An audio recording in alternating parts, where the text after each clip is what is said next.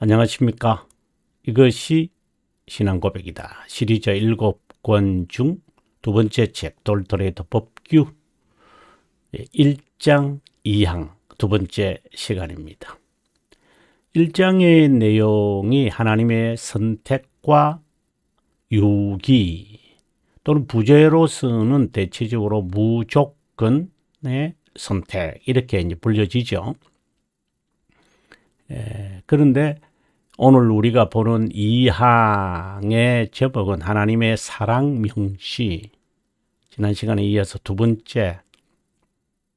지난 시간에 제가 아주 오늘 강의 지난 시간의 강의도 중요했지만 2항 자체가 매우 중요하기 때문에 아마 오늘 강의에도 마무리되지 못하고 다음 시간까지 가지 않겠나 하는 생각을 가지고 있습니다만은, 자, 그러면 먼저 본문을 읽어보도록 하겠습니다.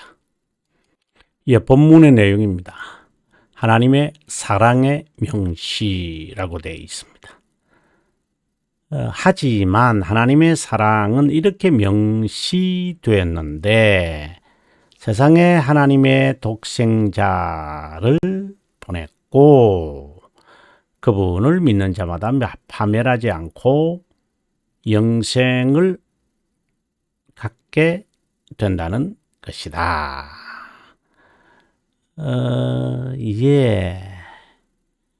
영생을 갖게 된다는 것이다. 이렇게 되어 있습니다. 요한복음 3장 16절 아르미니우스파도 항의서를 1610년에 제시할 때에 이제 이 내용을 요한복음 3장 16절을 왜곡시켜 가지고 제시합니다. 그러면 여기에 감춰져 있는 아르미니우스 파와 같은 그 암적 요소라고 할까요? 어떻게 본다면은 그 바이러스와 같은 부분을 우리가 찾아내는데 아주 중요하게 될 것입니다. 자, 그러면 지난 시간에 이은 부분 우리가 보도록 하겠습니다. 예, 제가 지난 시간에 마무리에서 이제 제가 지적했던 게 있었죠. 하나님의 그 영원한 의지에 드러나는 세 가지, 이 부분. 그래서 우리가 8장을 한번 살폈습니다만은 여기에 나오는 이런 항목들은 제가 확인하고 여러분들에게 참고로 되어 있기 때문에 아마 여러분들의 강의는 아마 책은 서너 페이지 읽고 강의는 30분 가량 하지만 실제로 여러분 이것을 참고하고 공부하시려면 아마 서너 시간이 걸리지 않겠나 하는 생각이고요. 저는 개인적으로도 가장 이러한 내용들을 명시하게 될 때 제 자신이 하는 말을 하기보다는 조심스럽잖아요. 함부로 이렇게 제 생각을 표현하는 부분도 있지만 그러나 위험할 수도 있고 그리고 구원의 진리에 대해서 분명하게 뚜렷하게 나타내지 않으면 안 되니까 이런 참고들을 제가 하는 것 같아요.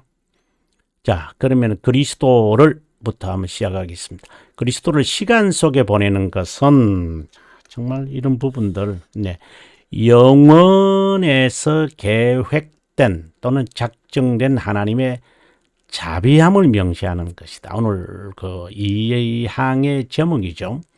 이것은 곧 하나님 아들의 성육신을 의미한다. 자, 이것은 성육신을 의미한다. 이렇게 말하고 있습니다. 벨지가 18항을 이제 성육신에 관한 내용인데 한번 참고하시면 좋겠습니다. 네, 한번 찾아볼까요? 네, 한번 찾아보고 가도록 하겠습니다. 예, 벨지카, 예수 그리스도의 성육신, 바로 이 일에 관한 내용인데 한번 읽어보겠습니다. 우리가 고백하는 것은 하나님께서 자신의 거룩한 선지자의 입을 통해 조상들과 맺은 약속은,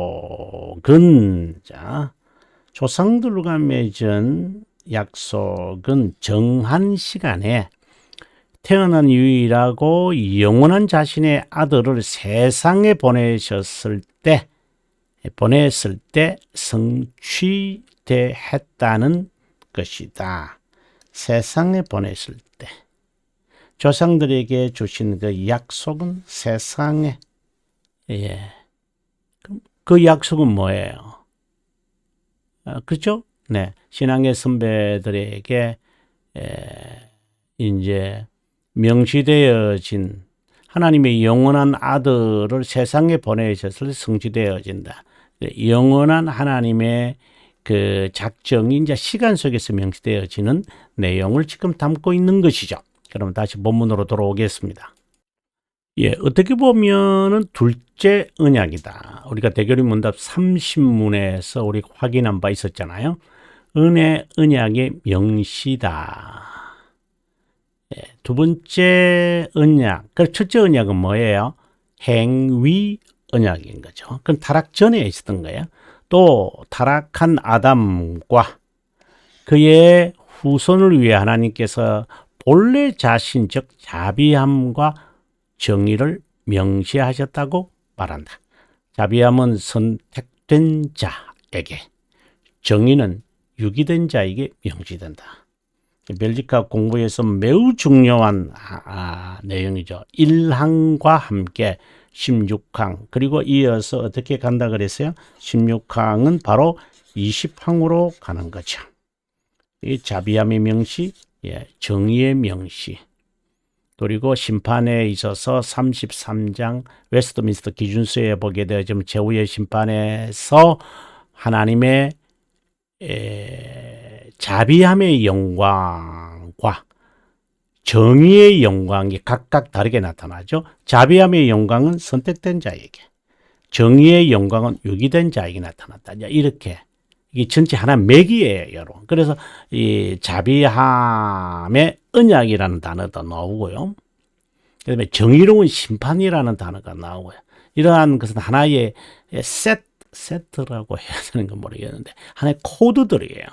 이 진리를, 구원의 진리를 파악하는 데 있어서 하나의 코드들이죠. 그런데 의이신 그리스도께서 정의의 대상이 돼. 이것은 이제 20항에 이제 나타나는 내용이죠. 정의의 대상이 되어 하나님으로부터 전적으로 외면당하고 버려졌다. 자신의 의를 선택된 자에게 전가하게 되어진다. 사실상 이것은 이제 하이델베르그 60문에서 이제 잘 나타나는 내용인데 의만 선택된 자에게 전가하지는 않죠. 60문에서 분명히 말하기를 세 가지를 이제 우리들에게 전가하죠. 하나님의 만족, 예수 그리스도의 그 완전한 만족. 그 다음에 두 번째는요, 의. 그 다음에 세 번째는요, 거룩함. 다시, 거룩함이 아니, 거룩. 그리스도의 완전한 만족과 완전한 의와 완전한 거룩을 우리들에게 grant and impute라고 되어 있기 때문에 여러분 꼭 하이델베르그 그 부분을 읽어보시면 아마 이것을 아실 거예요. 그래서 자신의 의를 선택된 자에게 의만을 선택된 자에게 전가했다. 이렇게 말하면 안 되죠. 의를 그러나 거기에 담겨져 있는 그 세 가지가 있다. 이렇게 보시면 좋겠습니다. 자, 계속해서 봅니다. 어떤 이는 불평하면서 이런 질문을 던질 수 있을 것이다. 그분이 행위 언약을 최초의 부모인 아담과 하와에게 주지 않았더라면 이런 내용은 맞네요. 넘어가겠습니다. 영원이란 개념이 뭔지 모르고 자기중심적인 프로톨레미의 이데올로기에 빠진 자이다. 아무튼 경건한 자 다윗은 이런 신념에 세뇌된 사악한 자들로 인해 고통을 당하면서 쉽게 말하면 이제 거짓 말들이 있죠. 예를 들어서 사이비의 지도자들, 사이비 지도자들, 거짓 지도자들, 거짓 교사, 거짓 신자, 적 그리스도 이런 자들에게서 굉장히 우리가 헷갈리잖아요. 물론 이제 외부적인 육체적인 핍박 그리고 제도적인 어려움 이런 것도 있지만 실제로는 더 위험한 것은 이단이잖아요. 이단이 밖에 있는 이단은 아니잖아요. 우리 주위에 있는 이단 성을 가진 자들이 얼마나 많아요.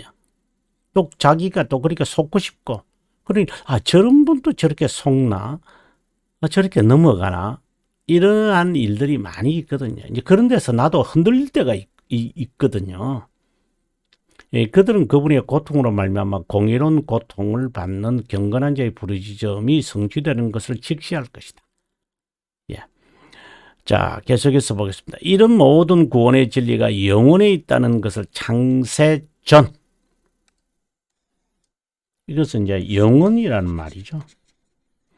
그리스도 안에서 그리스도 안에서 피로 말미암아 죄 사함을 받았느니라. 아니, 너무나도 정말 위대한 진리 아니에요? 죄들의 용서의 근거가 뭐예요? 회개? 아니죠. 네. 그 돌토레이터의 사도신경 해설에서 말하잖아요. 성도가 서로 교제하는 것과 죄들의 용서와 몸의 부활과 영원히 사는 것을 믿습니다. 라고 말을 하게 될 때에, 예, 죄들의 용서를 믿습니다. 이렇게 말하거든요. 그 죄들의 용서의 근거가 뭐예요? 영원이잖아요.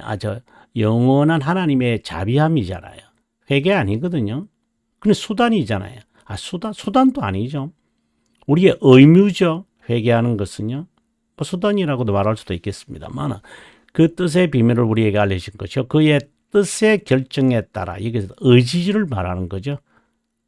결정에 따라 일하시는 이의 계획을 따라 우리가 예정함을 입어 그 안에서 기업이 되었으니 라는 말씀에서 알 수 있다. 창세전 영원에서 그리스도 안에서 모든 것이 계획되었음을 알게 된다. 하나님의 계획, 작정이죠. decree라는 말입니다. 영혼에서 이루어진 것이지 시간에서 부랴부랴 이루어진 것이 아니므로 인간은 측면에서의 논리와 이해는 한계가 있다. 그리스도 안에서 선택의 선이 구속 사역이나 모든 진리는 그분으로 말미암는다는 이제 방법인 수단이거든요. 이제 형식적인 이제 진리를 해석하는 중요한 법규를 여기서 알려준다. 구속 사역에 관한 하나님의 설명과 실제로 드러난 그분의 사역에 관한 설명을 우리는 각각 바라볼 수 있어야 한다. 진리를 보고 적용하는 하나님 측면과 인간 측면을 늘 떠올려야 한다. 라고 되어 있습니다. 위에 법규는 요한복음 3장 16절의 말씀을 올바로 해석하는 데 매우 중요한 개념을 우리에게 밝혀준다. 칼빈 선생은 자, 이제부터 여러분에게 이제 코드를 알려드리기 시작하겠습니다. 네, 잘 저와 함께 가면 좋겠습니다. 자, 기독교 강요 2권의 결말. 자, 요한복음 3장 16절이요. 예. 기독교 강요 2권 17장. 그건 17장이죠. 네. 17장에 요한복음 3장 16절의 해석 기준을 밝힙니다. 그리스도 구속자 하나님, 복음에 관한 진리를 설명한 후에 결론 부분에서 구속자 하나님에 관한 복음에 관한 것이 이권 전체의 내용이잖아요. 그래서 복음이란 무엇인가? 이것이 이권의 내용이거든요. 근데 결론에 가서 17장까지 있잖아요. 이 구절을 어떻게 16장을 제가 쓴 해설자용을 보면 되는데요. 정말 이건 정말 중요합니다, 여러분. 기독교 강요 공부하시는 분이 있다면 정말 이거를 좀 제대로 봤으면, 일단 제가 좀 보여드리겠습니다. 예, 기독교 강요 2권 이제 16장에 관한 내용인데요. 16장 19항이죠. 이제 마지막 부분입니다. 제가 이 주석을 쓰면서 이 부분에서 제가 제 한계를 느낀 적이 있었습니다. 예. 지금 제가 돌토레이터 법규 1장 2항 에서 제가 전체를 볼 수 있는 키워드, 코드를 지금 말씀드리기 전에 제가 이렇게 깨달아진 배경을 지금 이야기하는 좀 시간이 좀 가죠. 그러나 여러분 많이 도움 되실 거예요. 이해하는 데 있어서. 자, 19항에 와서 이제 이건 16장 19항에 와서 이제 이 마지막 부분이거든요. 이제 사도신경 해설이잖아요. 그 그리스도의 사역에 대한 사도신경 이제 해설을 칼빈이 이제 하시는데 이제 마지막 부분입니다. 이런 부분이 나옵니다. 한번 볼까요? 모든 구원은 그리스도 안에서 이루어진다. 영혼을 말하는 거잖아요.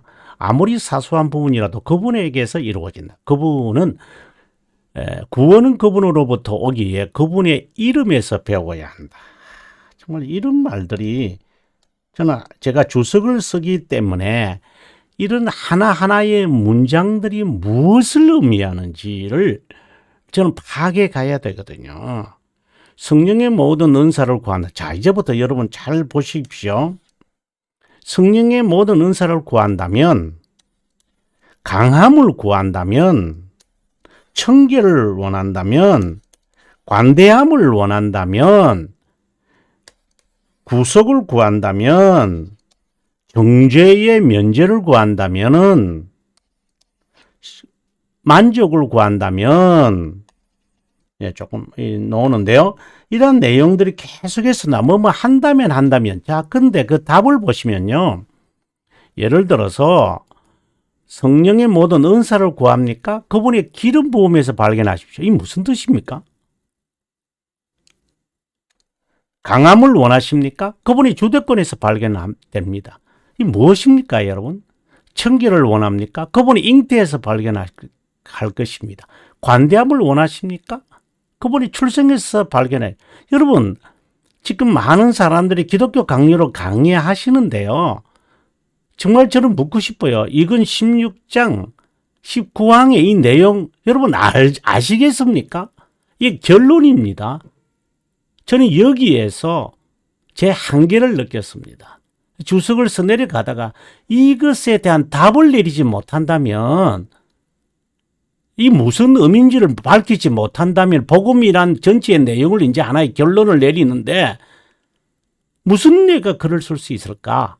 제 자신의 그 지식의 한계, 구원에 대한 이 진리의, 그리스도에 대한 복음의 진리의 한계를 느꼈어요. 그러다가 저는 답을 찾았어요. 그래서 제가 여러분들에게 이제 해설자용을 이제 쓰게 된 거죠. 예, 해설자용 334페이지에 이제 주석을 하는 겁니다, 제가. 이 내용은, 구속 사역을 결산하는 내용이라고 얘기합니다. 모든 구원의 혜택은 그리스도 안에서 성취되었기에 구원의 관의 최소한의 부분이라도 성경 외에 다른 것에 근거를 두어서는 안 된다. 구원을 찾는다? 구원을 찾으려 하십니까? 아까 우리 질문이 있었죠? 그렇다면 구원에 대한 것을 당신이 찾으려면 구원이 그분에 대한 것임을 예수님 그 이름 자체에서 배우고 이름에서 배우라고 그랬거든요. 그럼 그 뜻이 뭡니까? 제가 쭉 설명을 해요. 성령의 모든 은사를 구하십니까? 그러면 무엇을 찾아라 그래서? 기름 부음에서 찾아라 그랬어요. 그 무슨 뜻입니까 이게? 강함을 원하십니까? 예, 만유의 주님이시고 창조가 되시는 그분의 주권에서와 권능을 찾는다. 그 무슨 뜻입니까? 제가 이런 주석을 제가 길게 정말 길게 제가 설명을 하면서 저는 답을 찾았어요. 제가 답을 찾았다는 게 상당히 좀 교만한 말일 수도 있는데, 예, 여러분, 구원의 진리에 대한 결론이 무엇을 칼빈이 말하고 있는데 찾아내야 돼요. 자, 이런 이제 배경에서 오늘 이제 돌토레이터 법규 1장 2항에 요한복음 3장 16절을 해석하면서 저는 이제 돌토레이터 법규의 코드를 발견하게 이런 겁니다. 자, 그럼 본문으로 돌아오겠습니다. 여러분 꼭 이 부분들을 여러분 읽으시고 정리하셔야 돼요. 이거 정리 안 되시면요, 여러분 구원의 진리의 그 깊은 곳, 높은 곳, 넓은 곳, 긴 것 못 따라갑니다, 여러분. 이 말은 삶의 변화가 안 일어납니다, 여러분. 구원의 지식이 있으면 뭐예요? 신학자 되면 뭐예요?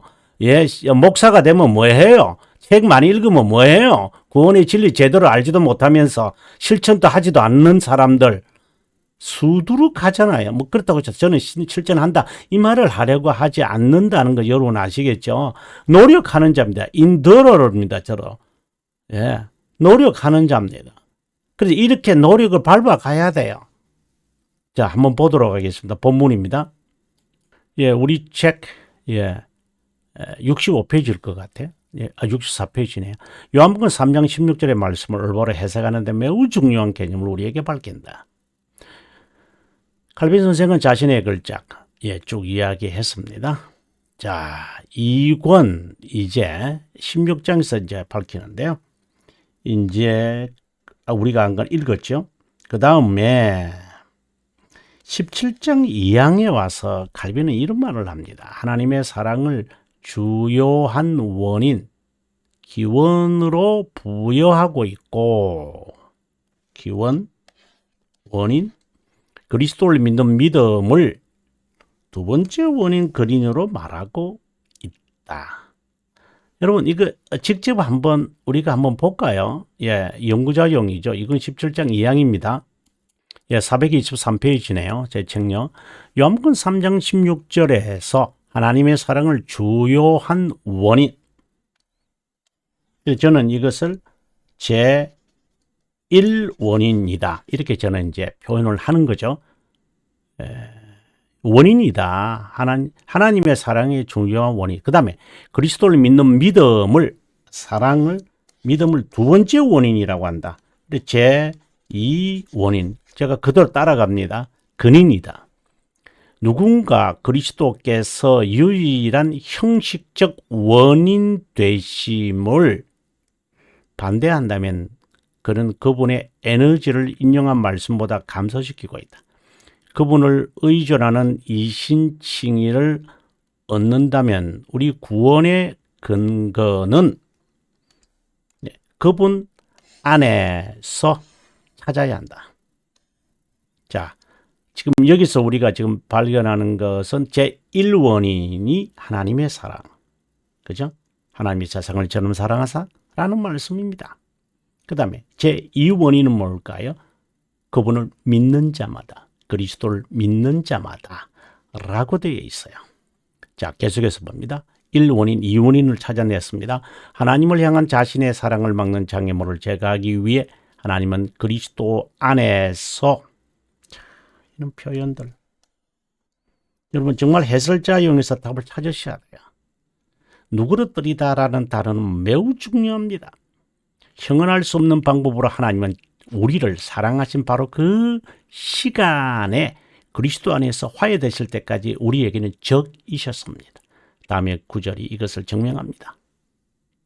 적이라고 하는 이 단어도 참 하나님을 싫었다 이 말입니다. 쭉 설명을 합니다. 자, 여기서 이제 그 다음에 우리 이제 책으로 한번 가겠죠. 자, 여기에서 우리가 하나님의 사랑 그리스도에서 1원인과 2원인을 찾았죠. 네.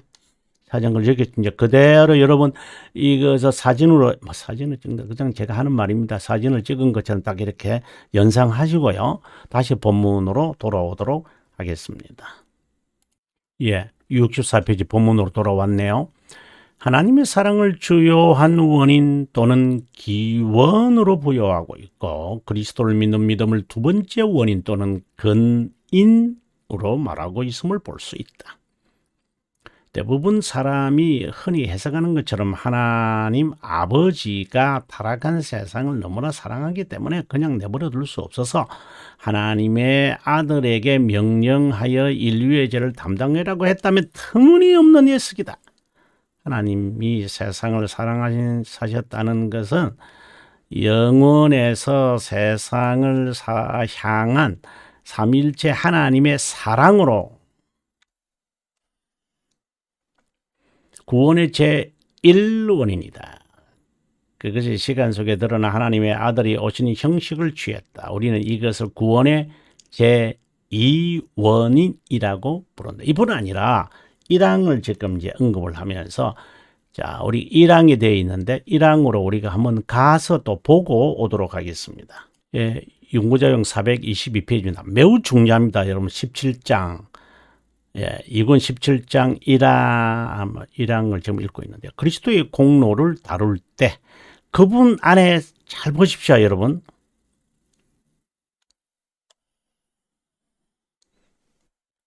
그리스도의 공로 다룰 때 그분 안에서 시작하면 안 된다. 무슨 생뚱맞은 이야기입니까? 그렇죠. 자, 보십시다. 제1원인이신 하나님의 명령까지 올라가야 한다. 그럼 뭐예요? 하나님의 사랑으로 올라가야 한다. 그 1원인이라 그랬잖아요. 그 이유는 그분의 전적인 선한 기쁨 때문이다. 제가 지난 시간에 하나님의 의지의 선한 기쁨과 목적과 합의, 예, 우리가 돌돌이 했던 1장 8항에서 이 세 단위의 의미를 파악했잖아요. 그리고 신앙고백서 3장 영원한 작정에서 이것에 대한 이야기가 있다고 제가 다 밝혔어요. 우리 책에도 다 있죠. 자, 하나님의 전적인 선한 기쁨 때문에 우리를 위해 구원을 구입하도록 중보자를 임명하시기 때문이다. 그래서 그리스도의 공로를 하나님의 자비하심과 조금 더 이제 아주 중요하기 때문에 지우가 다시 줄 걸게요. 그리스도의 공로를 하나님의 자비함과 대립시키는 것은 경솔한 행동이다. 자, 보죠. 구원의 진리를 이야기할 때, 그리스도의 공로를 이야기할 때 제1원인을 이야기해야 된다고 그랬어요. 그리스도의 공로를 하나님의 자비하심과 대립시키지 마라. 주종 것이다. 양립되지 않는다. 인간의 칭의를 하나님의 전적인 자비하심의 결과임을 반대할 것은 없지만 동시에 그리스도의 공로를 자비하심에 종속시켜 개입시키지 못하도록 하는 것은 없다. 하나님의 무상적 호의는 각각 입장에서 보면 그리스도의 순종처럼 우리 행위에 반대되는 것이다. 다시 말해 하나님의 선한 기쁨을 떠나선 그리스도가 어떤 것에 공로가 될 수 없는 이유는 우리 자신의 희생제물로 인해 하나님의 진노를 누그러뜨리기로 되어 있고, 그 다음에 넘어갑니다. 그리스도의 순종으로 우리의 범죄를 씻어버리게 되어 있었기 때문에 한마디로 그리스도의 공로가 우리를 위한 구원의 형태를 제공한 하나님의 은혜에 전적으로 의존하기에 그리스도의 공로라는 말이 계속해서 반복되어집니다. 그분의 은혜를 모든 인간의 의에 대립시키는 것은 그리스도의 공로를 대립시키는 것과 같다. 자, 여러분 뭔가 지금 혼설이 일어나고 뭔가 뜻을 모를 수도 있어요. 실제로요. 제가 지금 조금 왔다 갔다 하기 때문에. 그럼 다시 본문으로 돌아가서 성실하게 한번 보도록 하겠습니다. 다시 우리 본문으로 돌아왔습니다. 그리스도의 공로를 다룰 때 오늘 중요하게 설명한 거죠. 1원이신 하나님의 명령까지 올라가야 한다. 그 이유는 그분의 전적인 신의 선한 기쁨 때문에 우리를 위하여 구원하도록 중보자를 임명하시기 때문이다. 그래서 그리스도의 공로를 하나님의 자비함과 대립시키는 것은 경솔한 행동이다. 주종적인 것이 양립되지 않는 것은 잘 알려진 규칙이기에 그리스도의 공로를 자비함에 어떻게 해요? 종속시켜라. 하나님의 자비함이 있어요. 그 다음에 그리스도의 공로가 있어요. 이 종속시켜라 이 말입니다. 하나님의 사랑 있었기에 그리스도의 공로 이런 식으로 하지 마라 이 말입니다. 원인이 아니다 이 말입니다. 자, 그래서 제가 설명을 합니다. 여러분, 그리스도의 공로는 시간 속에서 그분 안에서 하나님의 명령은 영원에서 일어난 것을 말한다. 우리는 이것을 주종, 수평, 주종으로 봐야지 종속으로 봐야지 수평 대립으로 봐서는 안 된다. 이 관점은 구원의 진리를 깨닫는 데 매우 중요하다. 진리는 수평 관계로 해석돼서는 안 되기 때문이다. 진리는 제1원인, 제2원인, 제3원인 등으로 표현하여 주, 종, 수, 직, 종속 관계를 나타내는 이유가 있다. 세 가지다. 원인이라고 말할 때 두 가지나 세 가지 원인이 있으면 서로 인과관계라고 착각하지만 진리는 그렇지 않다. 1원인은 2원인을 포함하고 1원인은 2원인과 3원인을 표현하고 2원인은 3원인을 포함하고 있다. 그렇다면 제1원인은 2원인과 제3원인을 여전히 포함한다. 헷갈리는 설명이겠지만 중요하다. 1원인과 2원인의 관계는 인과가 아니다. 1원인과 2원인을 포함하면서 2원인이 활동이 된다. 1원인이 2원인을 포함하게 되면서 제3원인을 일으킨다. 제2원인은 제3원인이 활동할 때 여전히 그것을 포함하면서 제1원인에 종속되어 있다. 제1원인이라는 관점을 상실하지 않는 채로 제2원인을 해석하고 제3원인의 활동을 제2원인만 아니라 그것을 포함하는 제1원인에 있음을 간과하지 말아야 한다. 제3원인은 제1원인과 그것을 포함하는 제1원인을 통해 해석해야 한다. 여러분 이 말이 이해되시겠어요? 그러면 제가 설명을 해볼게요. 제1원인입니다. 큰 원인입니다. 자, 제2원인이 있습니다. 제3원인이 있습니다. 제3원인이 뭐예요? 영생을 얻게 하려 하심이라. 독생자를 주셨으니 믿는 자마다 하나님의 사랑이 이 구원을 이야기하게 될 때, 영생을 이야기하게 될 때 1원인과 2원인을 항상 생각하면서 제3원인을 떠올려야 한다. 2원인을 설명하게 될 때는 1원인을 생각하면서 2원인을 봐야 한다. 이 종속 관계다. 이 말입니다. 이게 뭘 그렇게 중요한지. 그 다음 두 번째, 요한복음 3장 16절을 해석에 적용해 본다. 1원인은 하나님의 영원한 작정 또는 자비합이고 제2원인은 그리스도의 성육신과 인간의 믿음이고 제3원인은 귀결로서 영생 또는 구원이다. 구원의 진은 언제든 시종일관 하나님의 자비함이라는 관점에서 해석돼야 한다. 이것은 제2원인은 그리스도의 성육신 중보자 사역이며 구속 사역을 포함한다. 동시에 제2원인은 우리의 믿음은 제1원인은 그분의 자비함이 포함한 그리스도의 구속 사역에 전조되어 있다. 그리스도의 공로만을 믿는 것이 아니라 하나님의 자비하심을 동시에 믿어야 한다. 1원인은 가장 높은 원인 하나님의 의지이고 시간에 개입하는 제2원인은 그분의 의지는 실제적 원인이다. 좀 있으면 제가 설명해 드릴게요. 좀 있으면 이거 다음 시간에 이렇게 되겠습니다만.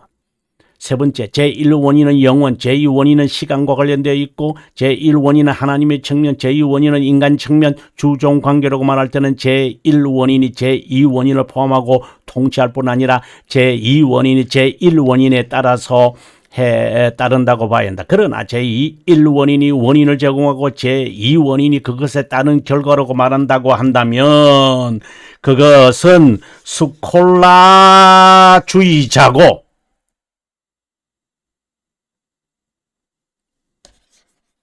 아르미니우스주의자고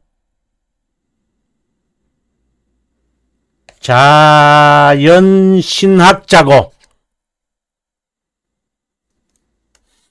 원인이 아니다. 진리는 제1원인이 2원인을 낳는 원인이 아니다. 전자가 후자를 포함하고 있다. 당연히 명시하지만 어떻게 언제 무엇이라는 파악할 수 없다. 게다가 제2원인이 2원인은 넘볼 수 없고 순서를 바꿀 수도 안 된다. 결과를 보고 원인을 추정하지 말라는 것이다. 만일 이런 해석에 익숙해 있다면 제1원인 전자는 제2원인 즉 후자를 낳는 것에 불과하다고 볼 수 있다. 하나님의 세상을 이처럼 사랑하사 독생자를 주셨구나. 원인의 결과가 아니다. 이 말입니다. 하나님의 사랑이 독생자를 주신 것도 포함하고 있다. 그게 결과 아닙니까? 아닙니다. 그거는 아닙니다. 원인의 또 원인입니다. 인간은 제2원인만은 느끼고 알 뿐 제1원인에 대해 알 수 없지만 그것을 인정하고 인지해야 된다. 제2원인만으로 만사를 이해하려고 덤비지 말아야 한다. 제 시간이 너무 많이 가서 여기서 조금 스탑하게 될 것 같아요. 예, 그래서 다음 시간에 67페이지 오늘의 이야기를 요약을 하고 다시 이제 오늘의 이 이야기로 이제 넘어가도록 하겠습니다. 여러분, 오늘 강의를 한번 반복하시고요. 그리고 예습 해오시고요. 복습하시면 여러분, 이 돌트레이더 법규를 해석 원리를 제가 지금 여러분들에게 설명하고 있는 중이기 때문에 아주 매우 중요합니다. 예, 아무튼 다음 시간에 뵙겠습니다. 평안한 시간 보내시길 바라고요. 저는 또 열심히 준비해서 여러분에게 진리를 설명하는 데 최선을 다하겠습니다.